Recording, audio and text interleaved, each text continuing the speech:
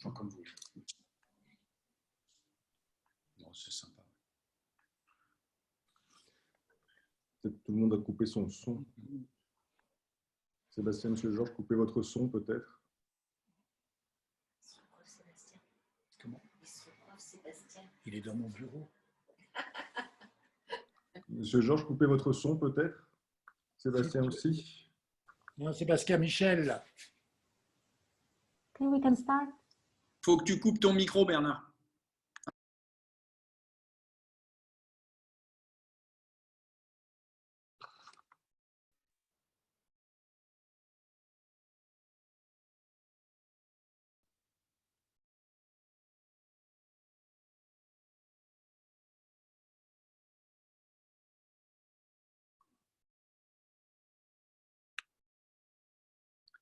Dear colleagues, it's my pleasure to animate this second skull-based section webinar dedicated to surgeries of the cranio-cervical junction, focusing especially today on the vertebral artery management.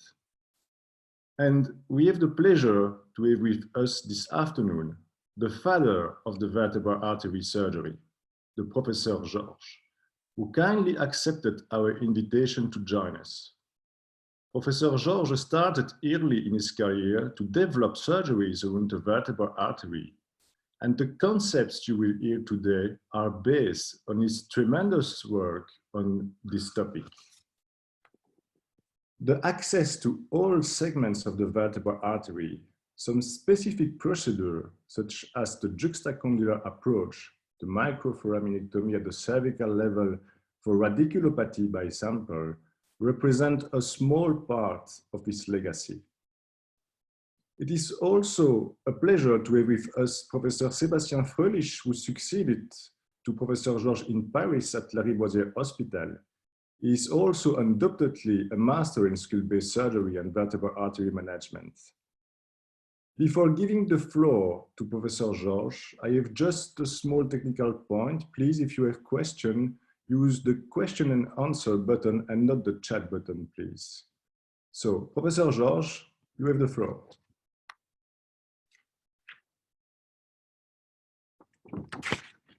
Put your microphone on. Yes. Perfect. Thank you, Miguel. Thank you for this nice introduction. First, this is personal announcement. I want to say a big hello to Felix Szymanski, who is my good friend from Jerusalem in Israel. He's very well known for his expertise in cavernous sinus surgery.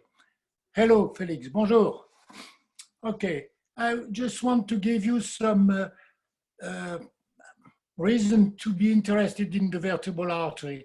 You will see that there are many reasons to use the technical manner to expose the vertebral artery all along the neck, not only in the craniocervical junction. Then you will listen to the talk by Sébastien and Michael about things at the craniocervical junction. Let's go.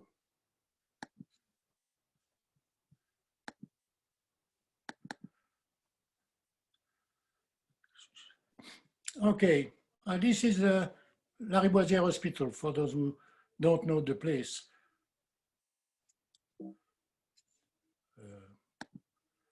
Okay, when you use the exposure of the vertebral artery surgery, you use in general the lateral approach. And this control of the vertebral artery permits a lot of things. First, to repair the vertebral artery when you have intrinsic lesion, like occlusion, like aneurysm, and different things, dissecting hematoma. It can be used also for release the compression of the vertebral artery.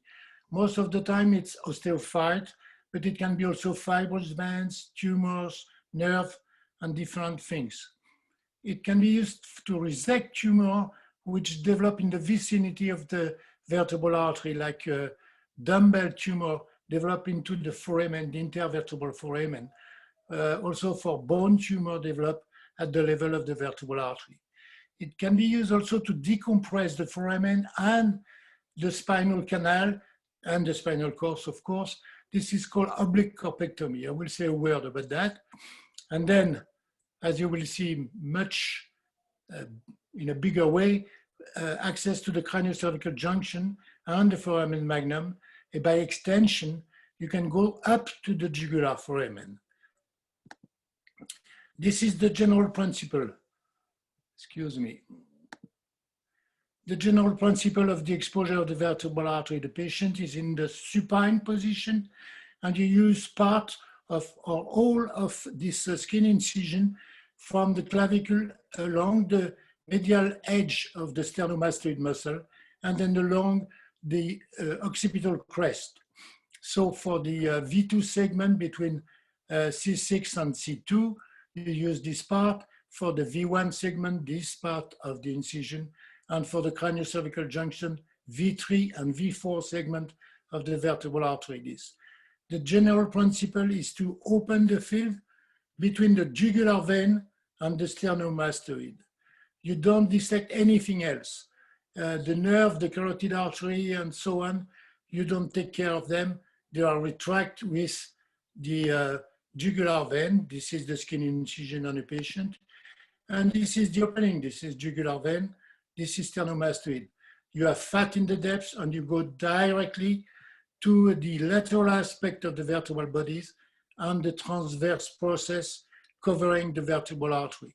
Nothing else. Carotid and everything are medial. So you can expose the vertebral artery at the origin. This is V1 segment. This is jugular vein, sternomastoid.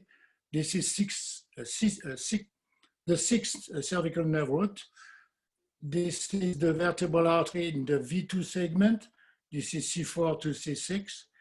And this is the vertebral artery from C2 up to the transverse foramen, which has been opened of C1 and then above C1. And this is the whole length of the vertebral artery. Subclavian artery is there. And this is the beginning of the loop between C2 and C1. And you see there is nothing on the way except at the level of the craniocervical junction, at the V3 segment, the 11th nerve, the accessory nerve. You have to take care of it and to dissect it out from the fat pad which covered the region and to retract it on either side depending where you want to go. Okay, let's see the pathology. This is the first case I did in 1977. I was resident. I was in Foch Hospital, and we made a bypass between the subclavian artery and vertebral artery at the level of C1-C2 with a saphenous vein graft. This because of an aneurysm at C2-C3 responsible for embolic events into the brain. And so we bypassed these aneurysms and we put a clip here to occlude the proximal vertebral artery. This is the graft. And you have the occlusion of the vertebral artery here, and you have the saphenous vein graft, and this is the distal implantation at the C1-C2 level. Here you have the accessory nerve and the jugular vein here. And this is another example in which we made a bypass between the common carotid artery and the vertebral artery C1-C2. So the accessory nerve again, the 11th, and at the same time, we repaired the carotid artery in this case. In fact, this indication has almost completely disappeared because of the development of the endovascular technique made by the radiologists nowadays. It remains some indication, like this case, we operate on a 6-year-old boy for this lesion, which is an osteoblastoma. And some in another center, they tried to remove this tumor. They could not do anything because of the bleeding. And they just put a graft in anteriorly and posteriorly. And then they sent us the patient, they sent to us the patient. And so we did a bypass. On both sides, we did a common carotid artery to distal vertebral artery. On both sides, because of the age of the patient, we occlude the vertebral artery proximally to this bypass. And then we remove this tumor after an embolization. Second indication, external compression. You have two types. Some may be permanent, and generally they are not symptomatic because it's a slow growing process which is responsible for the compression of the vertebral artery. This is an osteochondroma and you see the displacement and the compression of the vertebral artery. The other example is the intermittent compression of the vertebral artery. Most of the time, I told you already, it's because of, it comes from osteophyte, but we have seen fibrous band, we have seen bone malformation, we have seen nerve, and so on. The characteristic of this intermittent compression is that it is related in general to the position of the head and neck. And you see, in this case, the patient has his head straight, and here the head is rotated towards the opposite side, and this is the reason for the compression. At the level of the craniocervical junction, you may have also some intermittent compression. It is generally called bow hunter syndrome. It's Japanese hunter who are able to use a bow with arrows to shoot on the animals while they are riding a horse. So it's a very complex technique to be good in this exercise.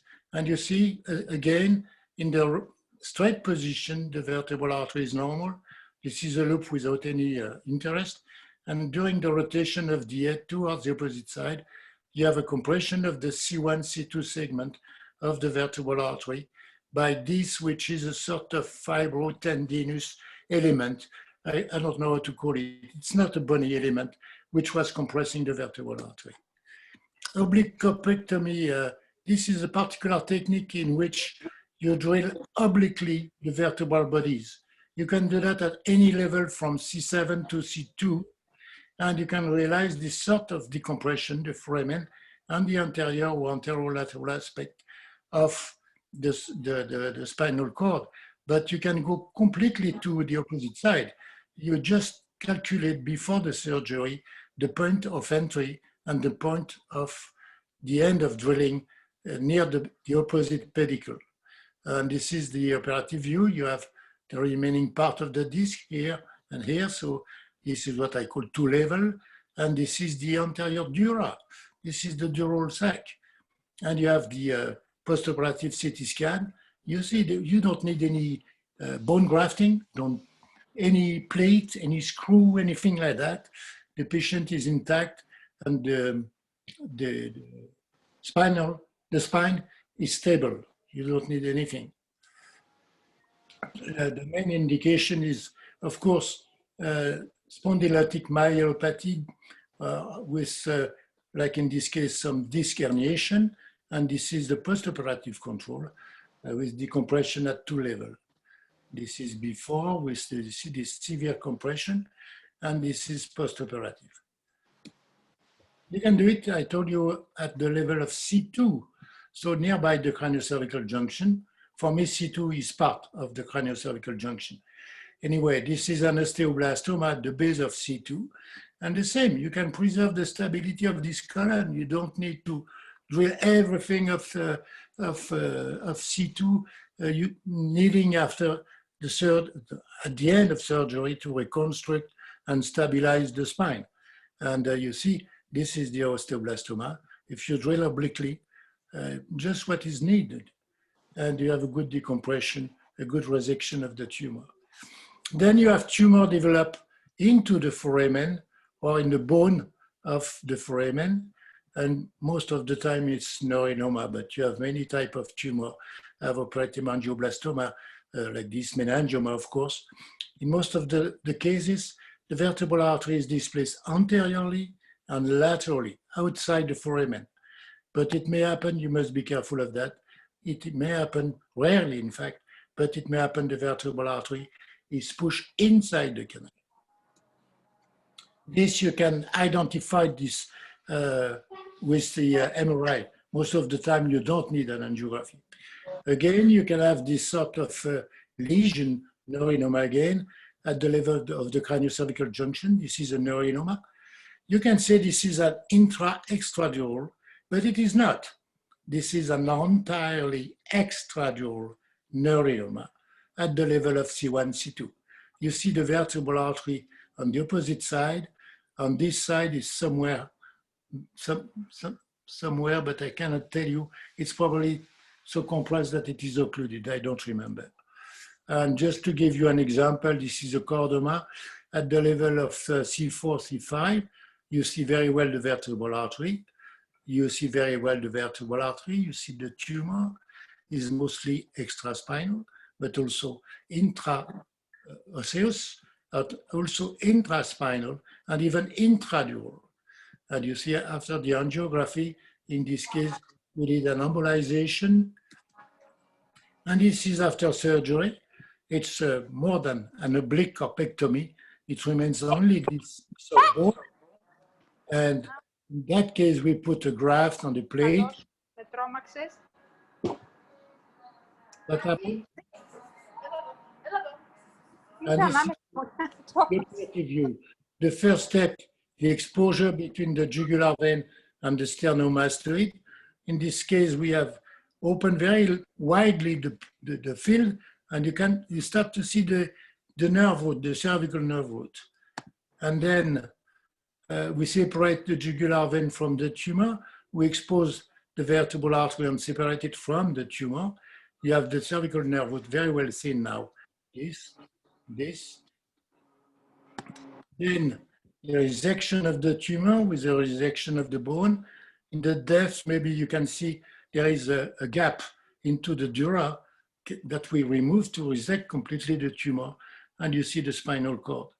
Then you have the vertebral artery here, and this is a nerve root, another one.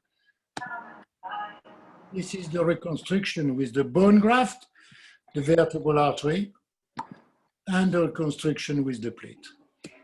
Okay, let's go to the V3 segment. It's used in many cases for craniocervical junction tumor, for foramen magnum. For me, foramen magnum is the inside of the craniocervical junction, and the craniocervical junction is the bony element surrounding the foramen magnum, and you can extend the exposure up to the jugular foramen. The key point is, again, the vertebral artery. You have two techniques that Michael Bruno is going to develop widely after my talk, and you have two techniques at this level. You can just extend the posterior, the median posterior approach, which I call it the posterolateral approach, and and then it has been published under the name of far lateral, but posterolateral is it's clearer to explain what you are going to do. And the other approach is just the same approach as to any part of the vertebral artery lower in the neck. In this case, I call it anterolateral approach. Again, it has been described under the name of transcondylar approach, but again, anterolateral is very clear, opposite to the posterolateral approach. The posterolateral approach is mostly for foramen magnum, that means intradural tumor, and at this level, the most common lesion is a meningioma. You see it here. And you see the approach, you can extend up to this arrow and go to the attachment of the meningioma. And then you can bloodlessly remove this tumor. And you have a different view to show that. Here is indicated the vertebral artery, which is running on top of the tumor. This is important. Very important to evaluate where is the vertebral artery. If it is below or above the vertebral artery, it changes a little bit the technique, but you will see that later. This is the approach on the side. The midline is about here. What you see is just the lateral aspect of the spinal cord, the cord, with here the branch of the accessory nerve of the 11th nerve, the medullary branch. This is the C2 root. This is the cerebellum. And at the end of the resection, you have the medullary root of the accessory nerve, the vertebral artery intradural with the pica, the vertebral artery extradural, you have exposed above C1, and on the different view, vertebral artery, pica, posterior inferior cerebellar artery. And now you see much better the release, the decompression of the spinal cord and the medulla. This is a post-operative MRI. Anterolateral approach is for bone tumor, extradural lesion, and the most common type is chordomas. And you see an example of this chordoma extending up to the tip of the clivus. You have the anterior arch of atlas here. It's going down to C3. And after the resection, you see it remains part of the anterior arch of C1 of atlas. Here is the C3 body. And from this side, you can go very far to the opposite side. This is what is remaining of the odontoid. This is what is remaining of the joint between C1 and C2 and the vertebral body of C2. This is fat that you place to fill the dead space. Obviously, you need to perform a fixation because of the destabilization of the cervical spine and the craniocervical junction. Just an example, but quickly, and you will see with, I guess it will be with Sébastien, that today you can go everything from one side, but at my time I did a lateral approach on both sides because of this lateral extension to the vertebral artery you can see here, or you guess it. And the other side can say where it is. And this is post-operative aspect again with some fat. Okay, the extension to the jugular foramen, it's because we don't realize that in general, but the jugular foramen is just above the C1 transverse foramen. This is lateral mass of C1, this is C2, this is the occipital condyle, this is the jugular tubercle. On the opposite side, there was a tumor. And if you look at an MRI, you have the jugular vein up to the jugular foramen. And then again, you have C3, C2, lateral mass of atlas, occipital condyle, jugular tubercle. And you can follow the vertebral artery up to C2 transverse foramen, a corner, then the C1, C2 segment with the transverse process of C1 here. And then the vertebral artery is running above the posterior arch of atlas. And you see that the end of the vertebral artery at this level is just below the jugular foramen. So if you are able to control the jugular vein, like in any lateral approach, the sternomastoid is on the side. This is the accessory nerve. Sorry, what's that? Then you expose the vertebral artery between C2 and C1, C2. The transverse foramen of C1 is at this level, and we have opened it, and then above C1 on the posterior arch of atlas. This is the dura of the cerebellum. This is the sigmoid sinus, and between the sigmoid sinus and the jugular vein, you know that very well. This is the jugular foramen with the jugular gulf inside. This is the first step. You move to this step. This is on cadaver, and this is an operative view for a tumor of the jugular foramen. You have the sigmoid sinus with the dura of the cerebellum. This is almost what you call a retrosigmoid approach, but a little bit more extensive at the level of the sigmoid sinus. The loop of the vertebral artery is there.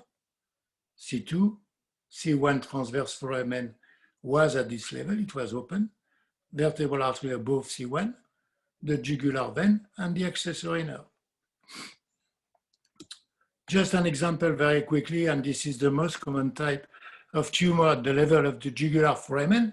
It's a paraganglioma, and you have this tumor pre-operatively. You see, it's an extradural tumor. There is no dual intradural extension. The destruction of the bone, you can appreciate that on a bony CT scanner, and you can see very well the extension into the middle ear. This is the extension down to the cranio-cervical junction, the foramen magnum, the tumor on the coronal view. This is the paraganglioma, is a highly vascularized tumor with large injection from the carotid, the vertebral, and the external carotid arteries. And very often you need an embolization.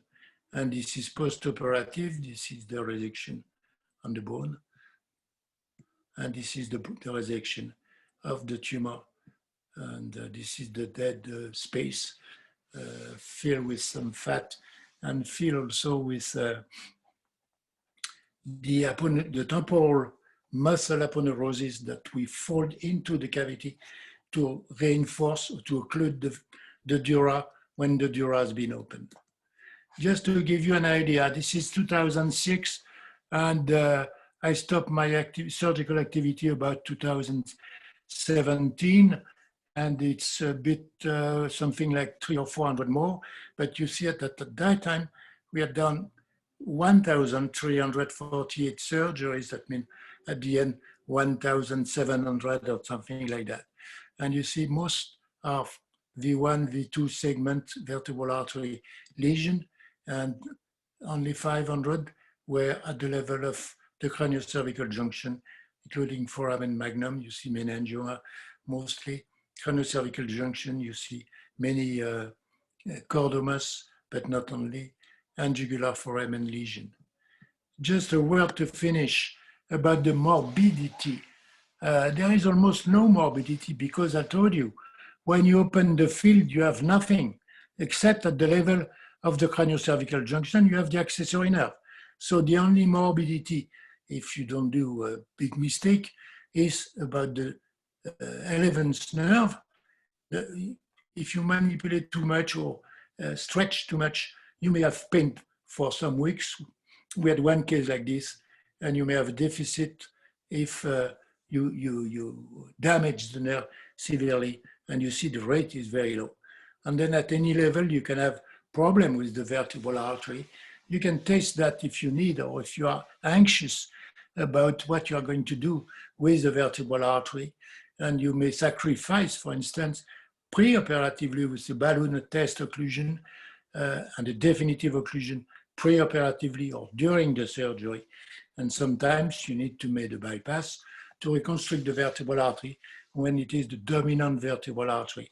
And you cannot avoid, you cannot let the vertebral artery occluded. Just at the end, if you want to know more, there is a nice book, I must say. It's written by me and Michael Bruno. Spetzler signed it to open the market in US, but it's not really an editor of the book. Anyway, you have all the techniques about the vertebral artery, but I could not imagine that it has been developed by the two speakers that you are going to listen now, Michael Bruno and Sébastien Fröhlich, and I'm very enthusiastic about their work. Thank you very much. Voilà. Thank you so much, Professor Georges. Impressive as usual. I will now share my screen and focus on the surgical approach to the craniocervical junction and the vertebral artery management. And I will discuss maybe some more basic concepts. You have shown a very impressive image, and people in training are asking them how we can get those results and how we can do it safely. And I will try to go step by step in the technical aspects to approach and expose the vertebral artery. So the craniocervical junction is a complex transition between the skull and the upper cervical spine. It comprises the basi-occiput, the atlas, and the axis. It forms a funnel, and it provides not only the stability, but also motion with more than 50% of spinal axial rotation that is made at this level. If you look to some textbooks, you can see that there are a lot of varieties of access to reach the craniocervical junction. But basically, those access are subdivided into anterior, lateral, and posterior approaches. We can be a little more precise and name those approaches posterolateral and anterolateral. I will discuss less anterior approaches, and maybe Sébastien will more focus on that, making some exposure of the vertebral artery through endoscopic approaches. As you have said, Professor Georges, the posterolateral approach is mainly dedicated to intradural lesions and posterior extradural lesions. The posterolateral approach is easy. The patient is in prone position. The skin incision is quite straightforward on the midline with the contra incision towards the pathological side. And in one flap, all the muscles are mobilized to expose the bone structures. The vertebral artery at this level is the vertebral artery V3 segment running between the C2 transverse process and the dura mater at the foramen magnum level. The V3 segment is in fact subdivided into three segments: a vertical segment between C2 and C1, an horizontal segment above the C1 posterior arch on the growth, and an oblique segment just before entering the dura mater. As long as you are close, meaning less than 18 to 20 millimeters away from the midline, you will not encounter the vertebral artery. It's only more lateral that the artery is formed. To expose the vertebral artery at this level, it is the same principle that at the V2 level, meaning between C6 and C2. At this level, the vertebral artery is in fact protected by a venous plexus and a surrounding periosteal sheath. This sheath is in fact in continuity with the periosteum of the bone. And so if you would like to expose safely a vertebral artery, in fact from C6 to C1, you have to elevate the periosteum. We divide the periosteum in front of the transverse process, where the vertebral artery is protected by bone. You elevate the periosteum from the other side of the transverse process, then the inner side of the transverse process before using an ickerison. As soon as you do that, this maneuver, you will leave the periosteum intact, so you will not face venous bleeding and of course no vertebral artery injury. It is the safest way and it is a bloodless procedure. To expose V3, so above the C1 posterior arch, it is easy. You elevate the periosteum from the inferior border of the posterior aspect of the arch until the upper border, then you turn and dissect inside the growth and the vertebral artery is completely elevated. Then you can remove the bone if you would like to access the foramen magnum at this level. Just important things have to be known. The anatomical variation. If you are not aware of such variation, you can be in trouble. In 5 to 20% of the cases, the origin of the pica is extradural. So take care and try to find this variation on the preoperative exams. Also, but it's more anecdotic, in some conditions, the posterior arch is not completely closed. And so be careful when you perform a subperiosteal dissection, but it is easy to notice intraoperatively. The posterolateral approach is perfectly dedicated for any intradural process at this level, and mainly the foramen magnum meningiomas. You see here the classification developed by Professor Georges. I don't know why my screen is no more. Can you see my screen? It's blank. Something happened, I don't know why. Maybe stop sharing and start sharing again. Okay.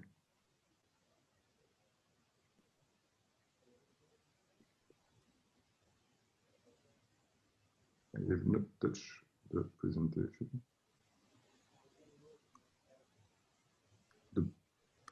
Okay.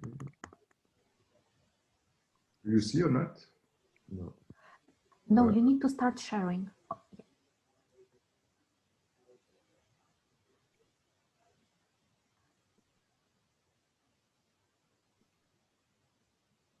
Okay.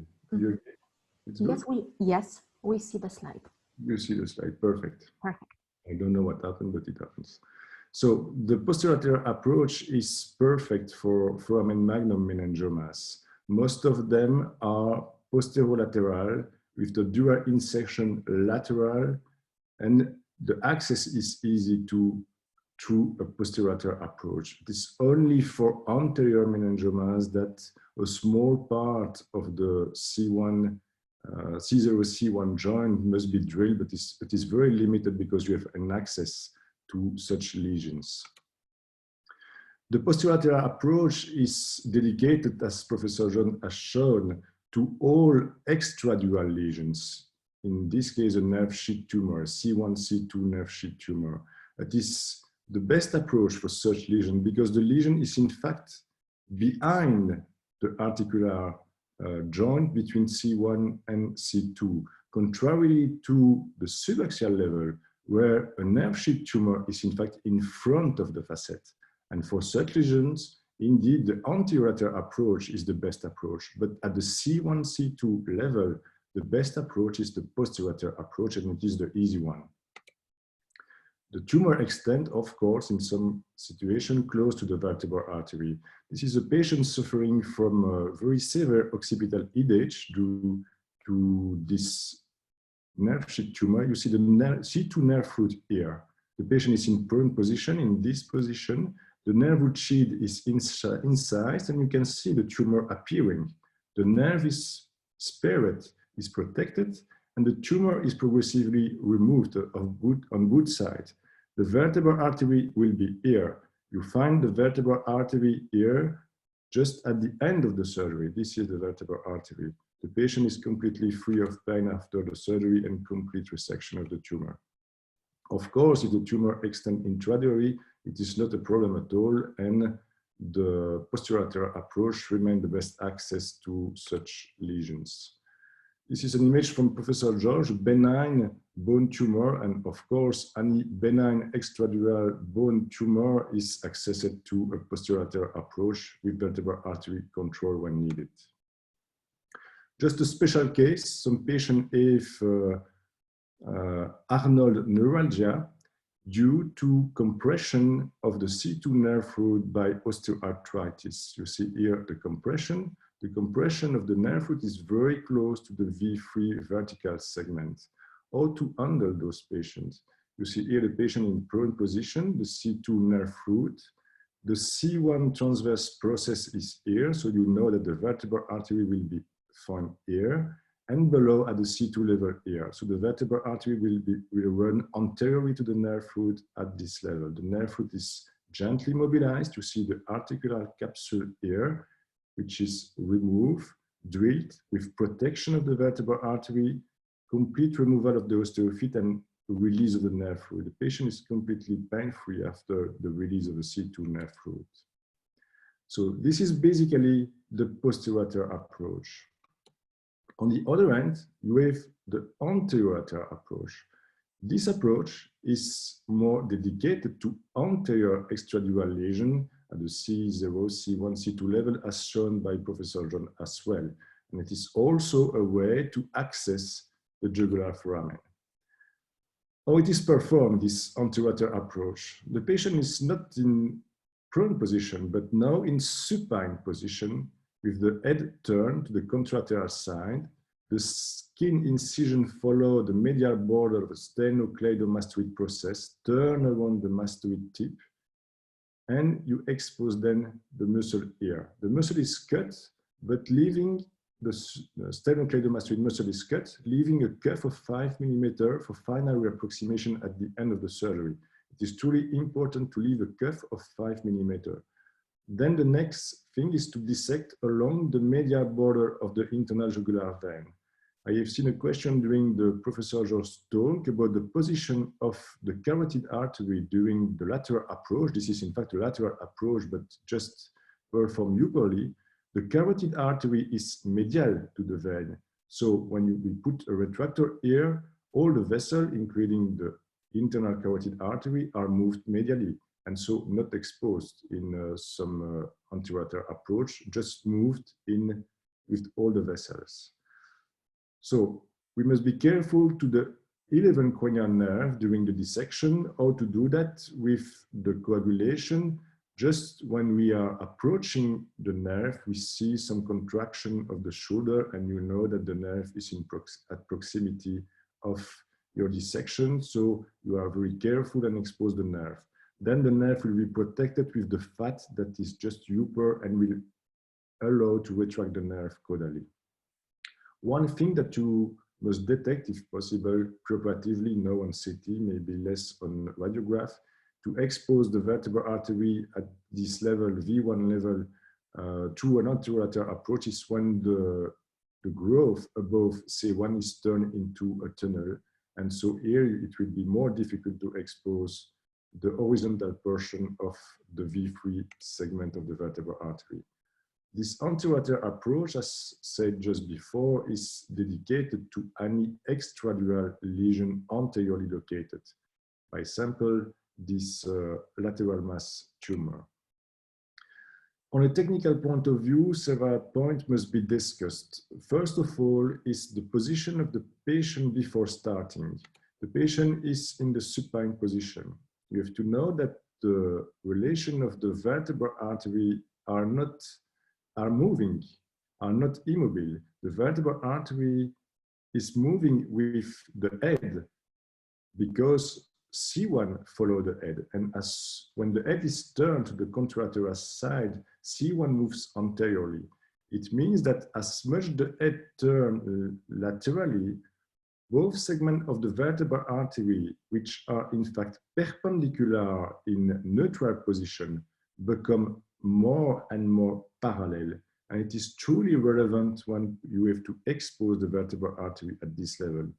Also, one important thing, as much as you turn the head, as less you have an exposure to any anterior extradural or bony lesion. So if you would like to treat a C1 anterior mass lesion, as in this case, the head must be turned of 30 degrees and no more. When you would like to expose this area, so the first important point is the head position. The second thing is, like any exposure of the vertebral artery at the subaxial level, you have to reach first the area where the vertebral artery is protected by bone. So you are sure that you are working safely. And the area where the vertebral artery is protected by bone is the C1 transverse process. You can palpate the C1 transverse process 10 millimeters below the masseter tip. You palpate the process. Then you have to divide the muscles that are inserted on it, meaning the superior oblique and the inferior oblique, and you perform a superficial dissection from lateral to medial, elevating the periosteum in order to expose the C1 transverse foramen. Then, when you have dissected the inner aspect of the foramen, you use the kerrison. And so, the vertebral artery remains protected by the periosteum. You must divide the ligament covering the junction between the vertebral artery and the occiput. It is sometimes more difficult to find the good plane, but you have to be careful at this level. And then you are able, after an inner dissection of the periosteum of the C1 transverse foramen, to mobilize medially the vertebral artery with a vessel loop. A variety of bone tumors are found at this level. Primary bone tumors, secondary bone tumors. The variety of primary bone tumor is very large. You can have all bone tumor in the classification made by the WHO from benign to malignant, and depending on the type of origin. But on technical point of view, what is important when you have to expose the vertebral artery and you are in front of a bone tumor, as an osteoblastoma described by Bernard Georges, you have to control the vessel on both sides of the tumor, below and above, and then you work safely. We have also, of course, in case of bone tumor, to think about the spinal stability, which is a concern, of course, after tumor resection. And the prognosis in bone tumor depends on the diagnosis, but also, and importantly, of the completeness of the resection. And as I told you, with an anterolateral approach, it is a good approach to access anterior lesions at the level of the occipital condyle, C1 and C2. This is a plasmocytoma at the level of the occipital condyle. This is the 11th cranial nerve, protected by the fat, which has been taken here, just above. This is the internal jugular vein. The dissection is performed lateral to the vein, and all the vessels are moved medially. This is the C1 transverse foramen, which is targeted, the posterior, which is elevated, and after opening, you see here the loop of the vertebral artery V3 segment, and you see in here the C2 nerve root crossing posteriorly the vertebral artery. The vertebral artery is mobilized, and then we have access to the condyle, and after resection of the lesion with the visibility of the 12 cranial nerve. This is the case of osteoblastoma of the C1 lateral mass. The vertebral artery is completely embedded within the lesion. This is the destruction of the C1 lateral mass. The lesion has been completely removed. Despite this complete removal, a tumor recurred.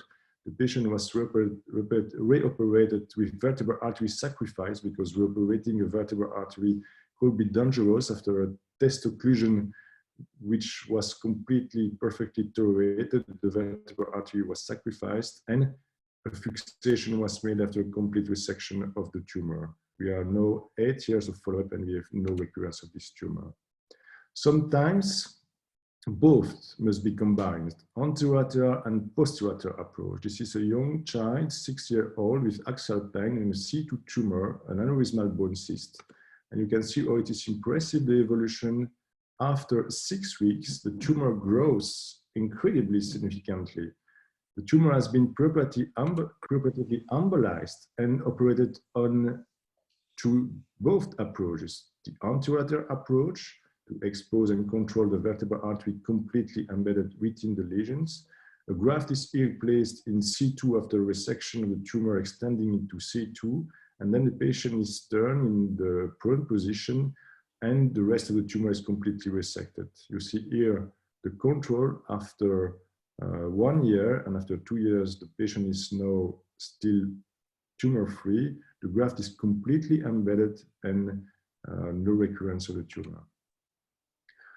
As already discussed, this anterolateral approach is perfect also for chordomas. This is a C2, C3 chordoma with involvement of the vertebral artery. You see the approach again, the 11 cranial nerve with work on both sides of the nerve, with exposure of the vertebral artery, which is running here, and complete resection of the tumor in good condition. And at the end, of course, you have also to think about the spinal stability and stabilize if you need. It's more difficult to put 4 screws at the C2, C3 level. So in this case, it is a unilateral plate with only 2 screws put from the lateral axis that I get for this lesion.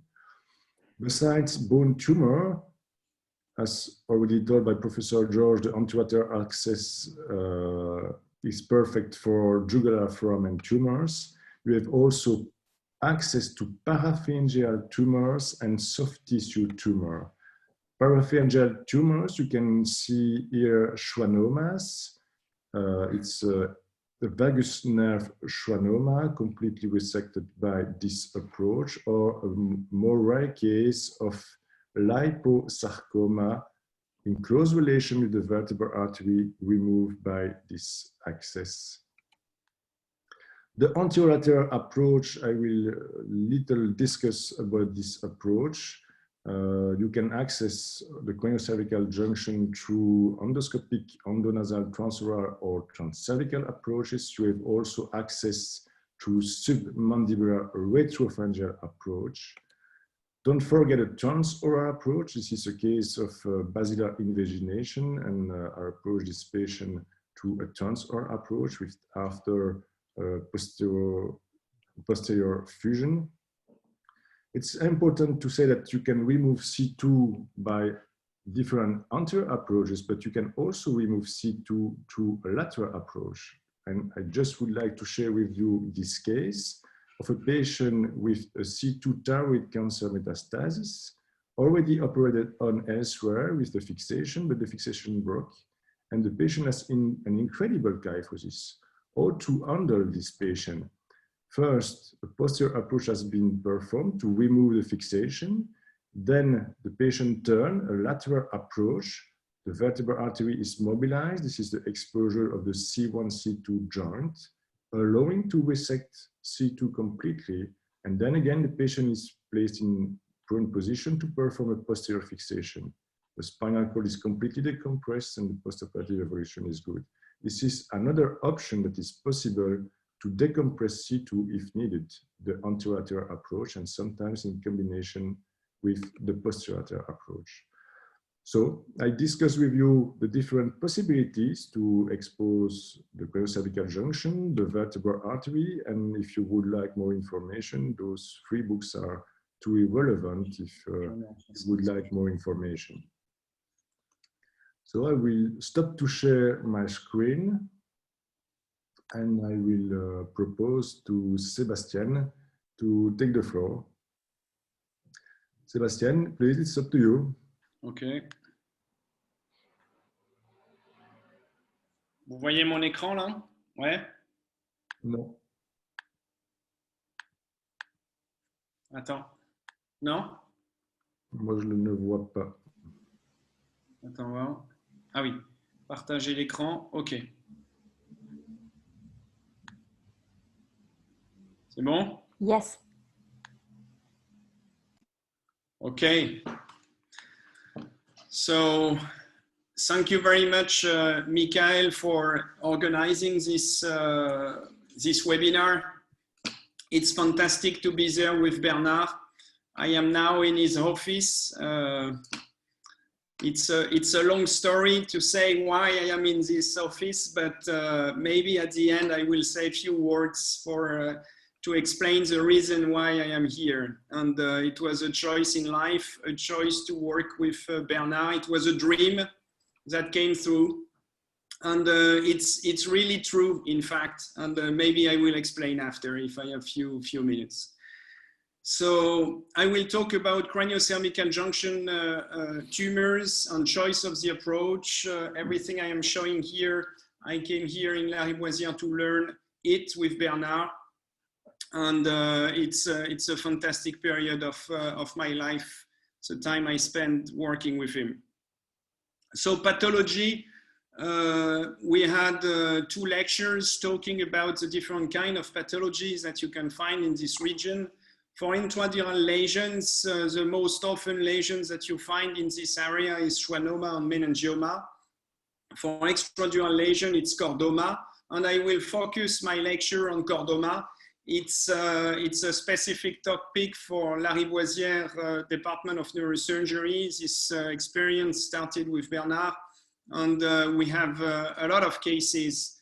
And choice of the approach is really important for those lesions, chordoma, located at the craniocervical junction. So we have until now around 260 chordoma, mostly on the skull base, but we have a good number of craniocervical junction chordoma and also cervical spine chordoma. So there is different type of approach to reach this complex region. Posterior approach is the most simple one. Posterolateral far lateral is the one that we use for foramen magnum meningioma, for example. We may add drilling of the condyle, but this is not necessary for a foramen magnum meningioma because it has created usually in the working space. We have the anterolateral approach, which is made for bony lesions of the craniocervical junction. You have to deal here with the vertebral artery. And we have also the endonasal approach, which has been used here for the last 15 years, I have to say, but the indication have changed in my hands, at least in the last 5 years. So the vertebral artery, we had a beautiful presentation from Michael about the vertebral artery. What you have to understand with the vertebral artery is that when you change the position of the head, the relationship of the vertebral artery at the C1, C2, C0, C1 level change with the bony structures. And this is confusing because the C1, C2 segment, in fact, that you imagine perpendicular, vertical, in fact, became parallel to the posterior arch of C1.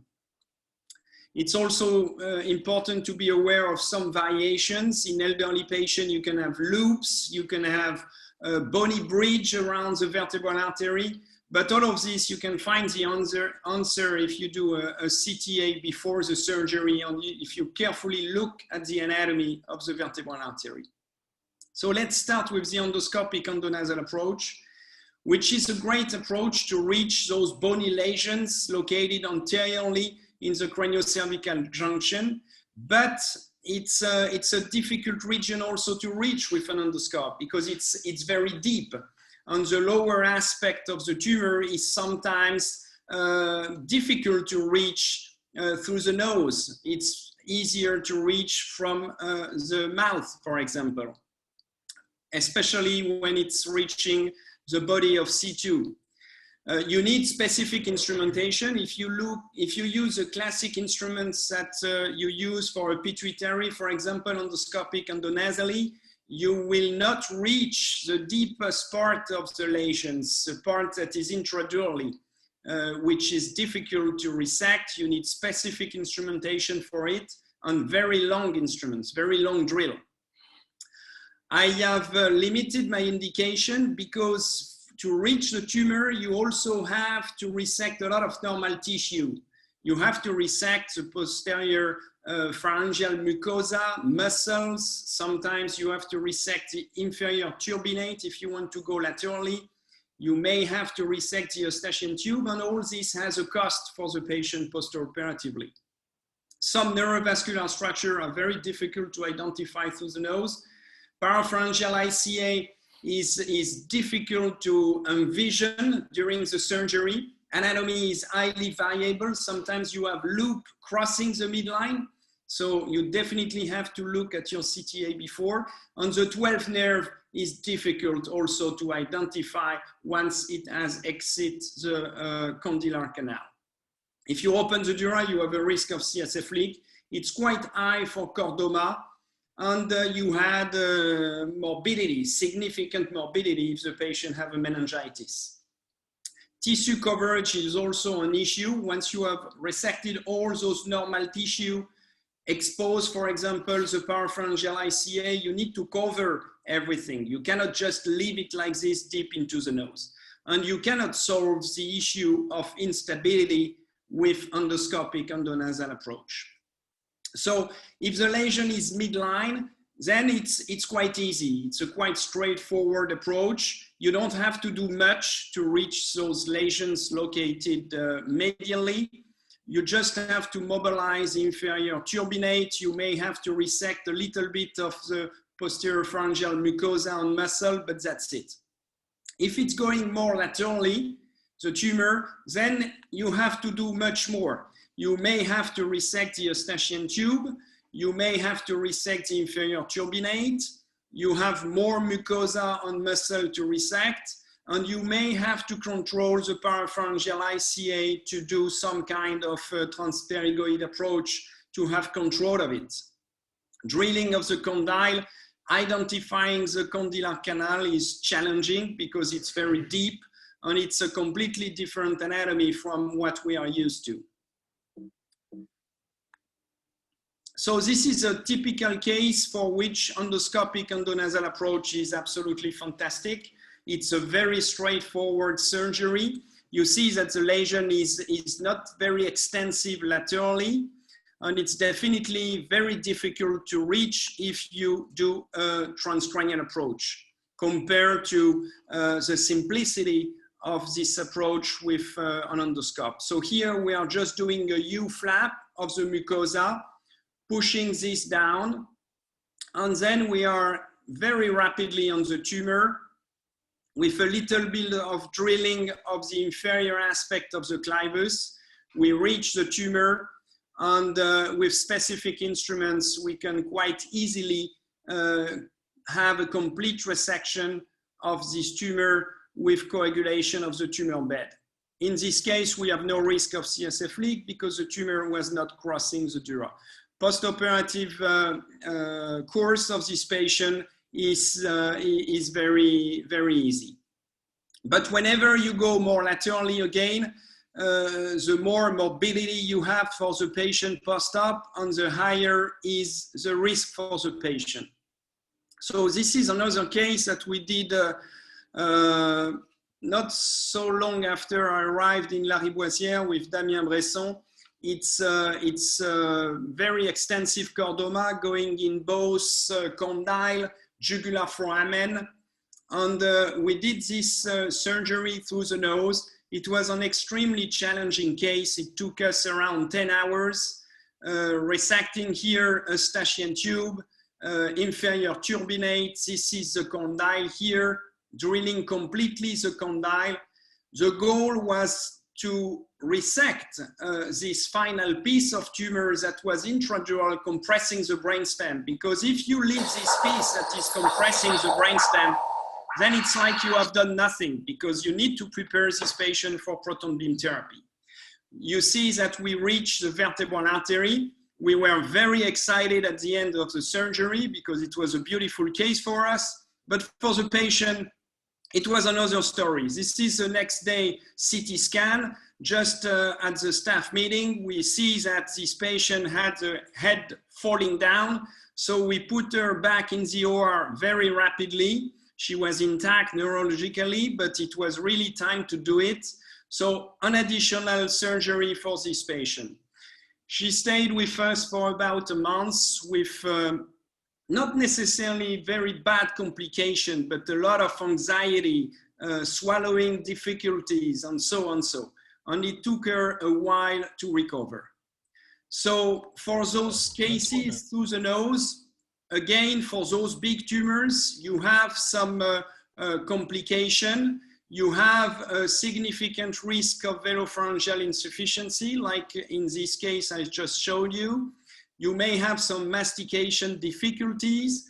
You may have some hearing issues. Otitis media is almost 100% when you cut the Eustachian tube.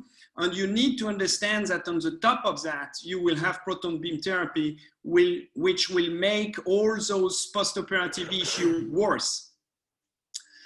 So over the years, we have tried to reduce the aggressiveness of our approach through the nose. And I think this is what we have to do now, to try to be less aggressive. It's not because it's an endoscope into the nose that we have to resect everything into the nose. We have to keep the anatomy, keep the structure to reduce the morbidity for the patient. And we are using this chopsticks technique, which means we are going one nostril, using two hands. One hand is holding the endoscope, the same hand is holding a rotative suction, and you have the right hand using the working instruments. The goal is to keep the anatomy. I am not using holder. In fact, the endonasal anatomy is the holder for the endoscope on my instruments. And with this technique, in fact, the smallest is the corridor, the easiest it is, because the endonasal anatomy is holding everything and the instrument can only go in one direction. If you make a big hole, then you have to hold everything to give direction to your instruments to work. But if the hole is very small, then your instruments goes where the hole guide the instruments. So this is how I hold the endoscope and the suction. The suction is rotative. It's absolutely key for this technique. And when I do a little bit of rotation of my section, you see that I can browse a wide area deep because the tip of my suction is bended. So this is an example of a chordoma, clival chordoma resected with this technique. No holder, but you can still have very precise movement.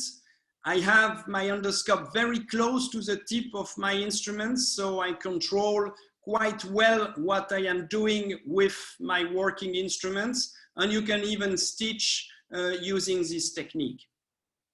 So this is an example of a craniocervical junction done with this technique. It's a quite big tumor. You could do binostril approach, transpterygoid approach, resection of the septum. You can do a lot of things here.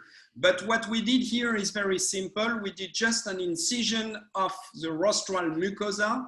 We went into the tumor with only one nostril approach, and we didn't resect anything into the nose. In fact, the incision we made on the rostral mucosa is like the incision we do on the skin when we do a transcranial approach.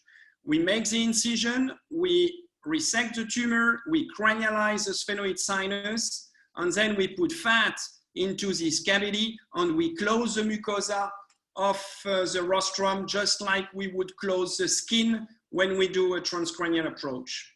Quite straightforward surgery. Here is a video of it. We use angle instruments. We use angle endoscope, sometimes 70-degree endoscope, to look into the corner. But in fact, this is the true meaning of endoscopy. The true meaning of endoscopy is to look into the corner and to avoid resecting anything and to use the natural cavities. If you resect everything, then it's not really endoscopy anymore. So here is a resection of the tumor into the sphenoid sinus. This is the identification of the paraclival ICA, and using endoscope, here we have the back wall of the petrous ICA on the right side, and we are going down to the jugular foramen. So definitely you need a specific instrumentation, but it was only one nostril approach. We file the cavity with fat at the end. You need a big piece of fat for the cavity left by the tumor, but also the sphenoid sinus, in which we have removed completely the mucosa to cranialize it. This stitching is a little bit challenging. Took us around half an hour, but it's a kind of watertight closure. Again, closing the mucosa just like we would have closed the skin with a transcranial approach.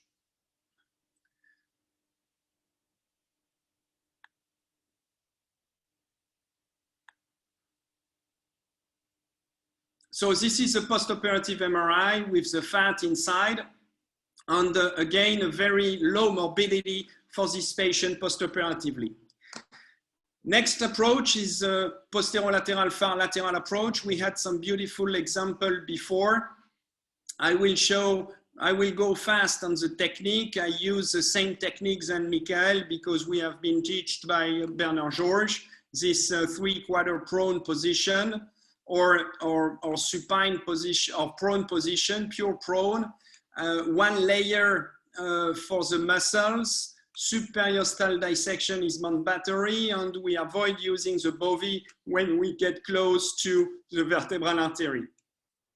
Then you may add some drilling of the condyle, but again, this depends on the pathology. For foramen magnum meningioma, it's very rare that this is necessary.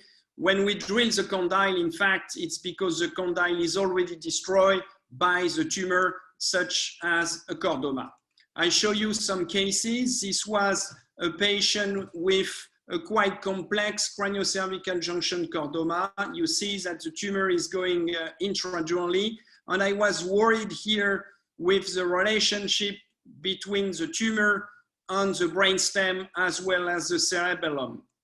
This is here the gadolinium picture showing contrast enhancement of this part of the tumor against the brainstem and cerebellum, and I thought that there was probably some vascularization from the posterior circulation. It's not so usual to have contrast enhancement like this. So it was, to me, an argument to say that the relationship between this piece of tumor and the critical structure would be probably quite tight. So here I decided to do a posterolateral far lateral approach and use the endoscope to go around the corner, pick up the tumor down contralaterally and in the petrous apex. So first stage of the surgery is the posterolateral approach. Here you see that the condyle is broken. It was a pathological fracture. A little bit of mastoidectomy to identify the jugular foramen. And then I go into the tumor. The tumor is soft. This is a characteristic of chordoma. And with this angle drill here, I am drilling the lower aspect of the condyle, controlling here the prevertebral space.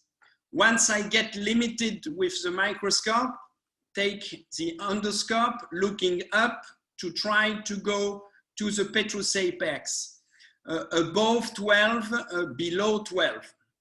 Here is a video drilling the petrous apex. We are just below the petrous ICA. This is petrous ICA, paraclival ICA, and this is the mucosa of the sphenoid sinus. All the bone of the petrous apex here is removed. Final stage of the surgery is to resect the part of the tumor that is intradural. And here I am quite happy to have a microscope instead of an endoscope around 12 centimeters deep, because the relationship between the tumor, the brainstem, the vessels, the nerve is very tight, and the tumor was in fact infiltrative to the brainstem at some point. Another advantage of using this technique is that I have no fear of CSF leak. I can completely resect the dura without being afraid of having a leak. The only thing you need to do is to close carefully the mastoid process, and the risk of CSF leak is very low. Final advantage, this patient was fixed during the same surgery. So it's one surgery to resect the tumor and to stabilize the patient. This is another case of very big chordoma, cranio-cervical junction with brainstem compression. This patient had a complete 12 on the right side, partial 12 on the left. The goal here was to resect the tumor, but also to keep 112 intact, the left one, to avoid a bilateral 12 nerve palsy, which is quite devastating for the patient. So here we did the same posterolateral far lateral approach on one side, putting the endoscope to go to the contralateral side. So here is a video of the case. So the patient is in a prone position here. This is the exposure of the vertebral artery C0-C1. Here, because we needed the corridor of the lateral mass of C1, we transpose the vertebral artery to have access to the lateral mass of C1. And we drilled a little bit of the lateral mass of C1 to create a larger corridor to get into the tumor. So transposition here of the vertebral artery. We put this, I don't know how you say in English, this piece of metal to hold the vertebral artery in place. You have to make sure that the flow is still okay in the vertebral artery. We drill here condyle as well as lateral mass of C1. We create a window to get into the tumor. Identification of the 12th nerve. We had no response on this side. And here, drilling of the condyle until we get into the tumor. And once you are into the tumor was soft. It was predicted as soft because it was quite hyper T2 on the preoperative MRI. It's not very difficult because you remove the tumor and you create progressively a bigger working space for your instruments. Once I reach the limit of the microscope, I take the endoscope. We are drilling up here the lower clivus. You have the 12th nerve on the right, removing the tumor. On the opposite side, I am using a 45-degree scope and then 70-degree scope to take the contralateral part of the tumor away. We did some resection also of the dura mater. We had a little leak in this patient that we closed with fat and with Tacosil. The difficulty here is the contralateral vertebral artery. And we were prepared because we did some cadaveric study before to look at the aspect of the contralateral vertebral artery looked from the other opposite side. This is a very unusual anatomy. The vertebral artery do not change, but looking at it from this new angle require to do some study in the lab to have an idea of what you are going to see in front of you. Advantage in this patient, like before, is that we finished with the fixation. Everything was done in one stage. Closure was made with fat. We put a piece of cement between what was remaining of lateral mass of C1 and the occipital bone. We bended the rods in order to prepare proton beam therapy.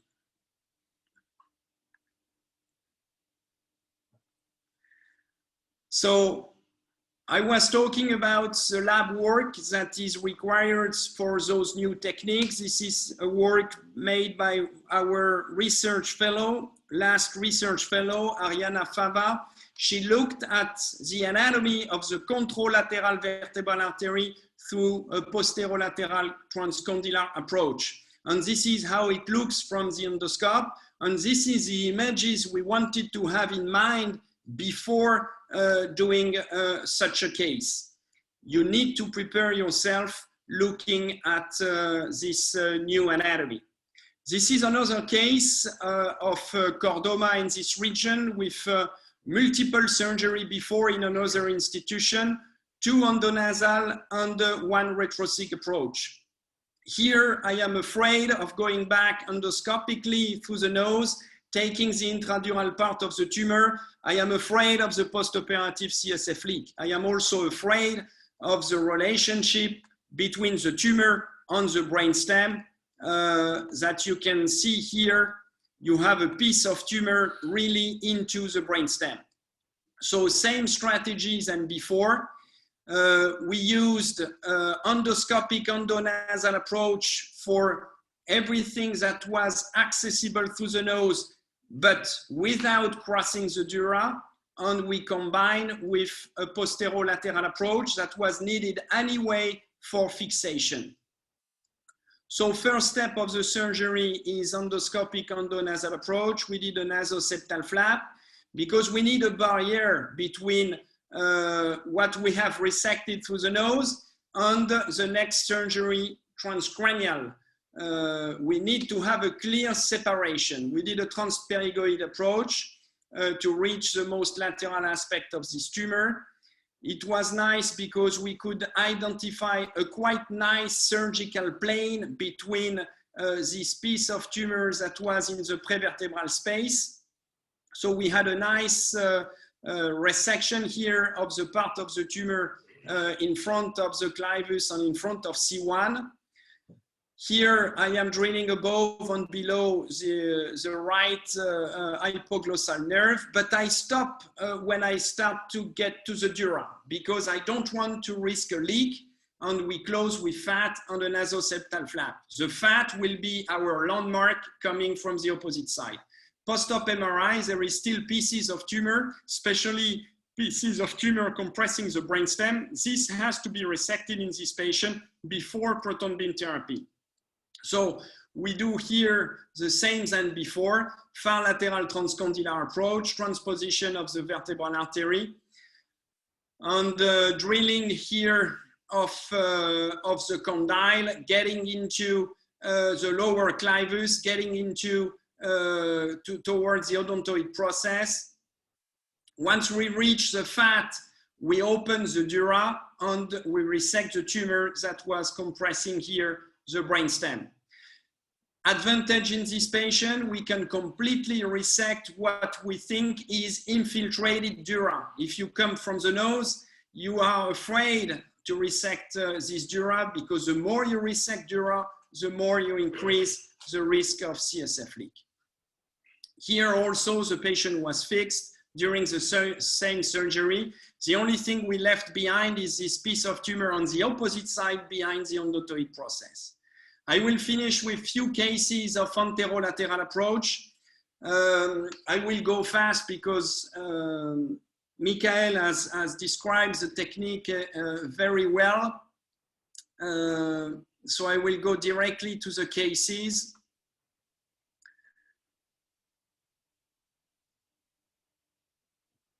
Sorry, give me 1 second to reach the cases. So here is a case of a young woman with this chordoma.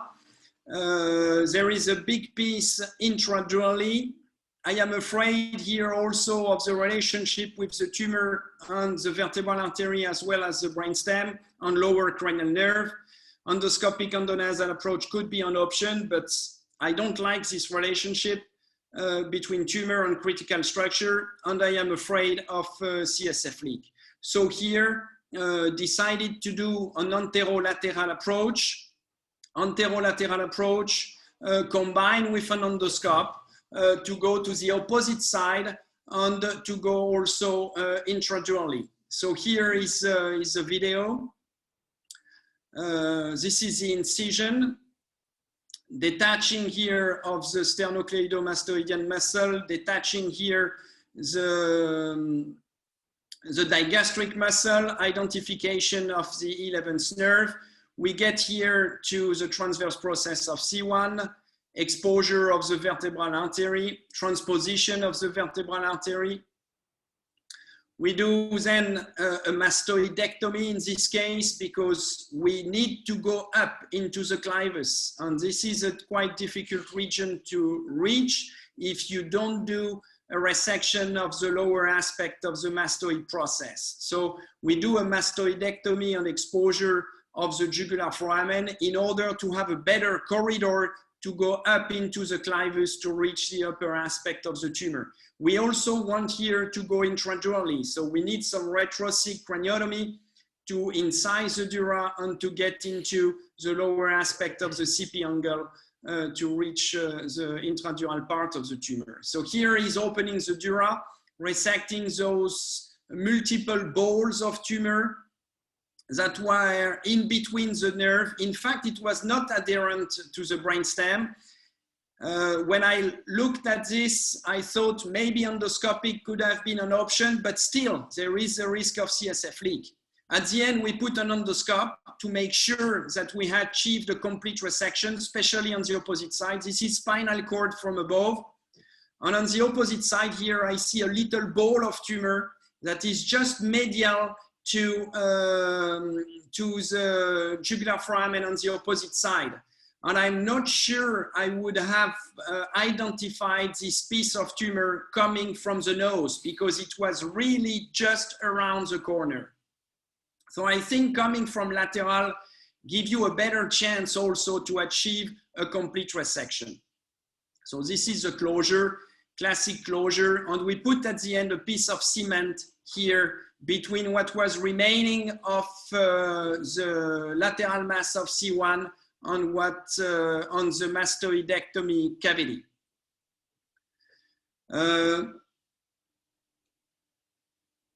I will finish with this case of cranio-cervical junction chordoma. There is also another location here at the level, I think, of C5. This patient had been irradiated before of this upper part of the tumor. It's a recurrence, but this here at C5 is a new tumor. She has a pathological fracture and she has a severe tetraparesis. So here in this case, the anterolateral approach is a fantastic option because you can expose both lesions at the same time. And this is what we have done.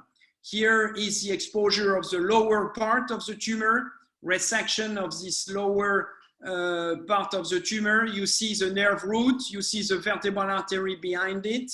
You have a wide space to work. And once the resection of this lower part is done, we go to the superior part. Here, transposition of the vertebral artery. We had to transpose the vertebral artery from C1, but also from the transverse foramen of C2. It's quite a large segment of the vertebral arteries that needs to be transposed here because the tumor is going down to the body of C2. Once the vertebral artery is transposed, you have a fantastic corridor to work. The only obstacle that you have is the contralateral vertebral artery, for which you have to be extremely careful. At the end, I put the endoscope inside to drill the upper aspect of the tumor. You see the condyle here, the hypoglossal nerve here, and this is the lower clivus that is drilled. There was a little hole into the dura that we closed with a piece of fat and a piece of tacocil. We put at the end a piece of cement between the clivus and C3, and we fill the space with fat. This is a postoperative CT scan and MRI. You see this piece of cement. Obviously, it cannot hold the head by itself, and we had to fix this patient after the surgery. I finish with this final case to show that the obstacle of the anterolateral approach is the contralateral vertebral artery. This patient had this significant compression of the spinal cord. We attacked this patient, these tumors, with a right anterolateral approach. You see that the right vertebral artery is small. I decided to come from the right because the extent of the tumor was more on the right. But my fear is the contralateral vertebral artery. And here you have to be extremely careful on the opposite side. I will go fast on the video and just show you the end of the surgery, where you have both vertebral arteries. This is a cervical nerve root. This is one vertebral artery, very small one. We kept it because you never know what's going to happen with the opposite side.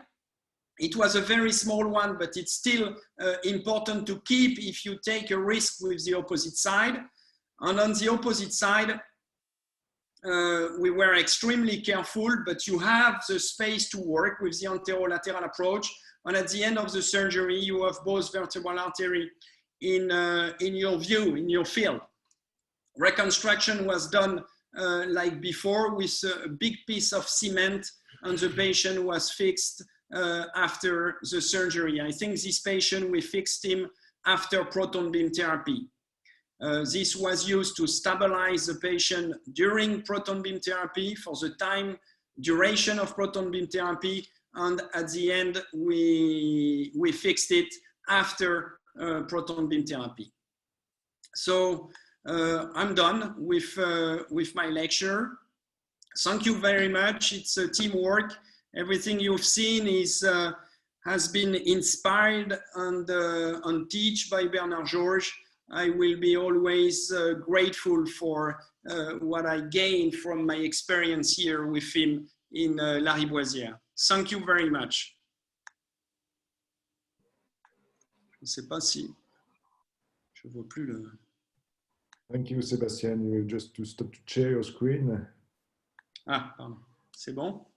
Not yet. But... Attends, je ne trouve plus le partage d'écran. Hold on a second. Should be on top of the screen.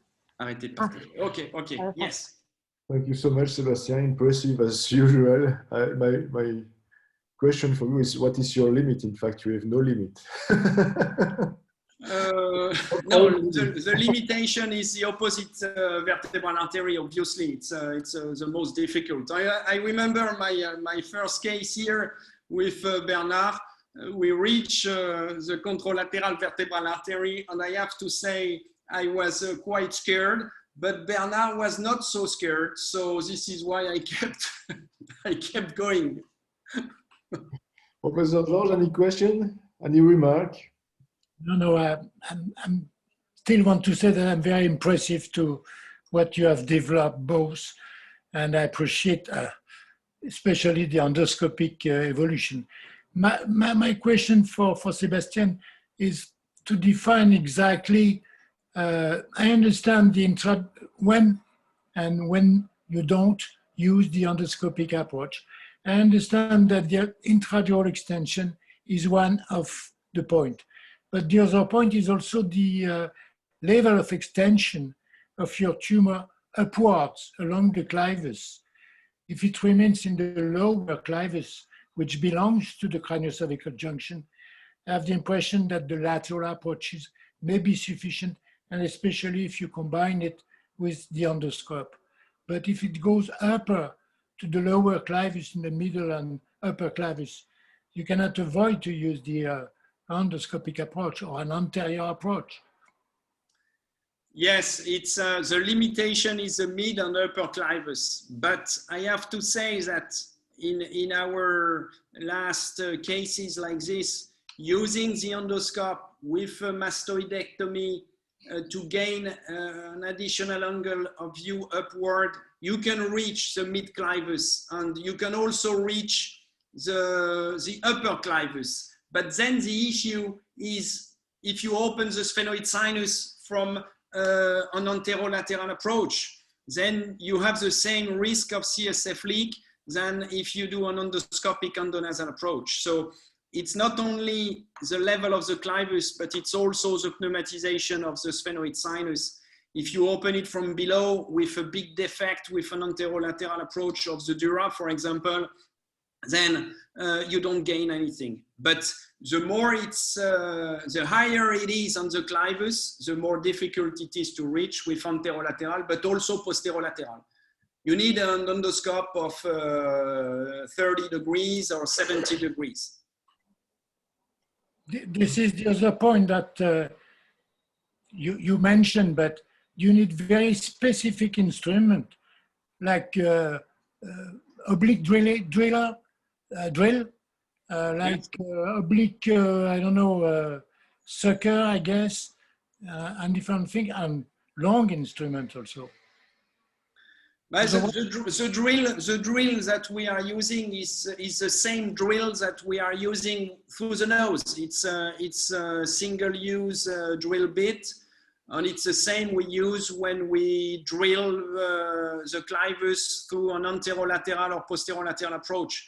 And the instruments that is key to me for all of this type of surgery through the nose or through other corridor is a malleable rotative suction. This is absolutely key because with this rotation and the fact that you can bend the suction as you want, you can go everywhere with that. If you see the tip of the suction with a 45 degree, 70 degree scope, then you can suck the tumor everywhere. But you can only do that with chordoma because chordoma is a tumor that you can suck. This is very important what you said during one of the videos, that along the resection of the tumor, you have a corridor which is created by the resection, and then following this corridor, you can go very far, in fact. The problem is the corner on the side, and you need to check that with the endoscope. Absolutely, absolutely.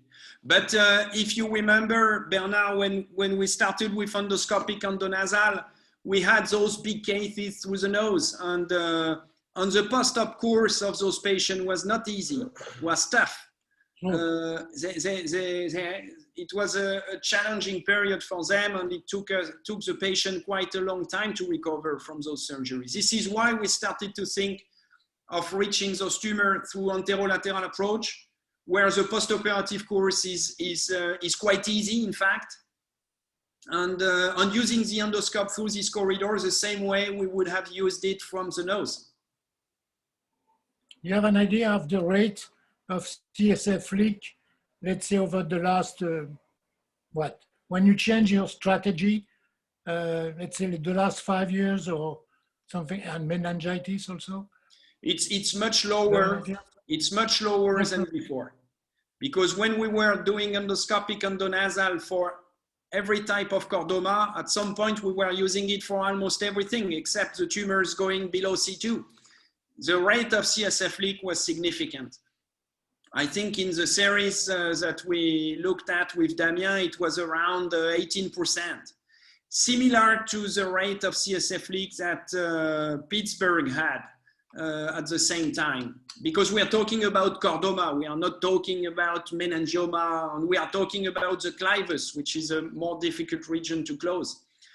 But since we combine approach, the rate of CSF leak is much lower. But because I avoid this CSF leak, this is why we use transcranial approach, to avoid this risk of CSF leak.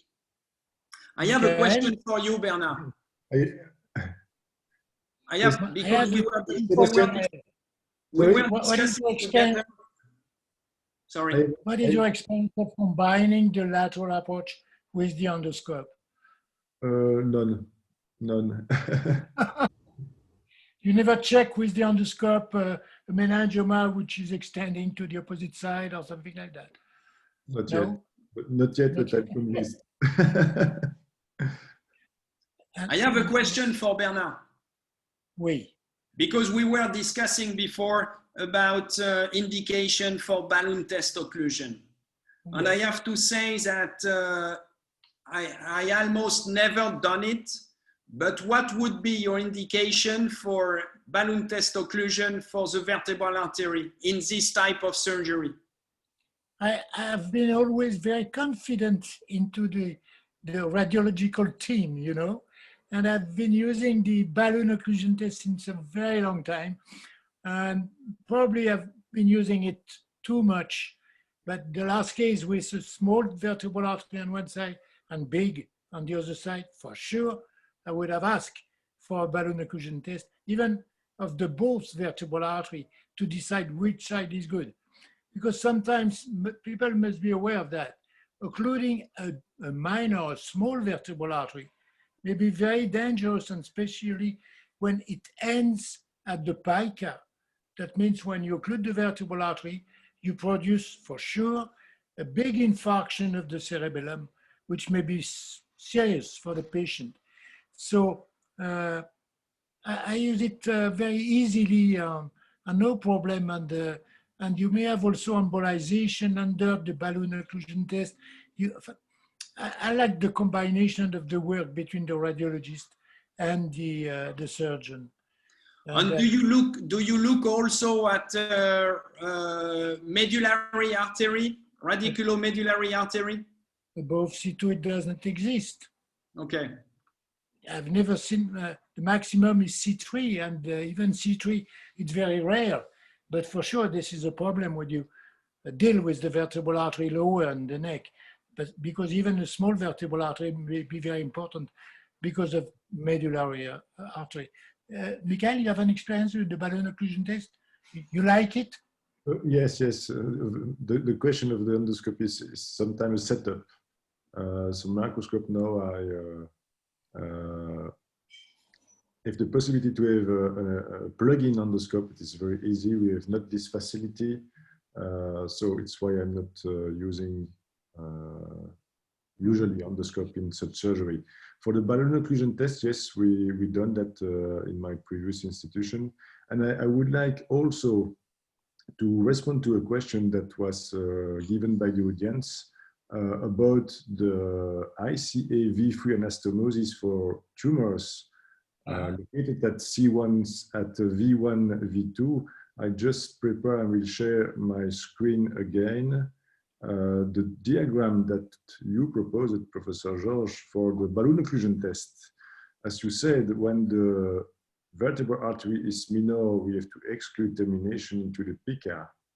When the vertebral artery is equivalent or dominant, then we have to evaluate the risk of vertebral artery injury if you have a V1, V2 tumor. It is low when there are no criteria of gravity, severe compression, encasement, malignant, tumor, prior radiation, prior surgery. If the risk is low, you do nothing. If the risk is high, of course, to make a balloon occlusion test, and we have to be prepared, especially if the balloon occlusion test is not tolerated, to make a bypass if you have to sacrifice the vertebral artery. I think it will answer the question we received from Pavel Sheshulov. That may be a choice also in case of malignant tumor. If you want to be radical and the tumor is surrounding the vertebral artery, if you want to be radical, you can decide to sacrifice the vertebral artery. So in that case, you may know if you need a bypass or if you can occlude the vertebral artery without problem. I have to say that now for those cases, I always keep the occipital artery. I keep it in case of, especially when it's a bilateral involvement. like this.